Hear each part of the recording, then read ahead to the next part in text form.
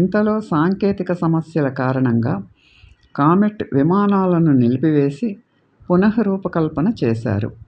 కానీ ఎంతగానో మెరుగుపరచబడిన కామెట్ కూడా సాంకేతికంగా మరింత ఆధునికమైన 707తో పోటీ పడలేకపోయింది. 707 ప్రయాణ పరిధి, ప్రయాణ వేగం మరియు ప్రయాణీకుల సామర్థ్యంలో దానిని అధిగమించింది. అంతేకాకుండా రెక్కల క్రింద స్లంగ్ పాడ్స్గా అమర్చిన 4 ఇంజన్లతో ఆధునిక ప్రయాణీకుల విమాన రూపకల్పనకు ఒక నమూనాను నెలకొల్పాలన్న బ్రిటిష్ వారి కలను కూడా బోయింగ్ దొంగిలించింది. కానీ 707 చేతిలో పూర్తిగా వెనుకబడిపోయే ముందు కామెట్ మరో ఘనతను సాధించింది.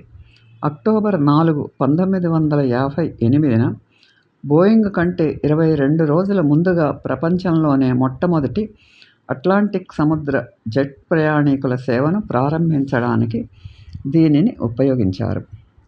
హాట్ఫీల్డ్లో జరిగిన ప్రదర్శన విమానయానం సందర్భంగా కొత్త కామెట్ 4లోని స్లీపర్ సీట్లలో విశ్రాంతి తీసుకుంటున్న ప్రయాణీకులు ఆగస్టు 28, 1958లో ప్రపంచంలోనే మొట్టమొదటి జెట్ ప్రయాణికుల సేవగా టేకాఫ్ కోసం సిద్ధమవుతూ డి హావిలాండ్ కామెట్ విమానం లండన్ విమానాశ్రయంలోని రన్వేపైకి మే 2వ తారీఖు 1952లో వచ్చింది. దిగువన ఎదురుగా తొలితరం బో విమానం పరీక్షా విమానంలో బయలుదేరుతోంది.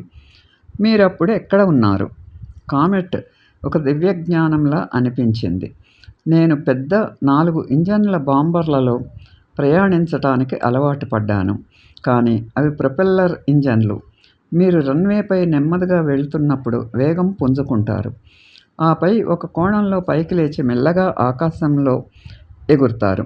కామెట్ ఎంత వేగంగా దూసుకుపోయిందంటే ఎవరో వెనుక నుండి గుద్దినట్లు అనిపించేది. ఆ తర్వాత మెట్లు ఎక్కినట్లుగా పైకి ఎక్కాల్సి వచ్చేది. ఆ తర్వాత తొలి అడుగు చాలా భయానకంగా అనిపించింది. ఈ వీడియో మీకు నచ్చితే లైక్ చేసి, షేర్ చేసి, సబ్స్క్రైబ్ చేయండి.